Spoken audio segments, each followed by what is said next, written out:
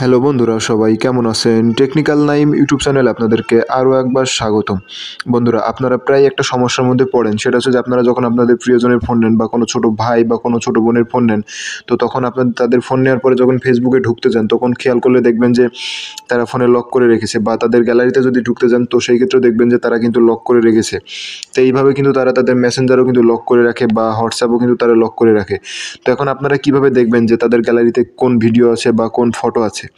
তো এটা দেখার জন্য কিন্তু আমাদেরকে কিন্তু কোনো প্রকারের কোনো অ্যাপ্লিকেশনের সাহায্য নিতে হবে না। আমরা একটা ব্রাউজার ইউজ করব। তো এই জন্য সবথেকে বেস্ট ব্রাউজার হলো গুগল ক্রোম ব্রাউজার।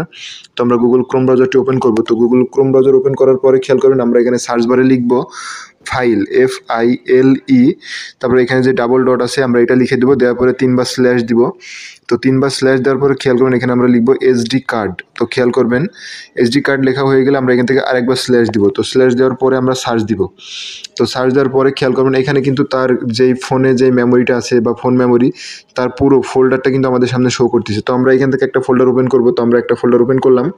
তো ওপেন করার পরে খেয়াল করবেন এই ফোল্ডারের মধ্যে যতগুলো ফোল্ডার আছে সমস্তগুলো দেখা যাচ্ছে। তো আমরা এখান থেকে ক্যামেরা অপশনটা ওপেন করলাম। তো ক্যামেরা অপশনটি ওপেন করার পরে খেয়াল করবেন এখানে কিন্তু তার গ্যালারিতে থাকা সমস্ত ছবিগুলো কিন্তু এখানে দেখা যাচ্ছে। তো আমি একটা ছবি ওপেন করে দেখাচ্ছি।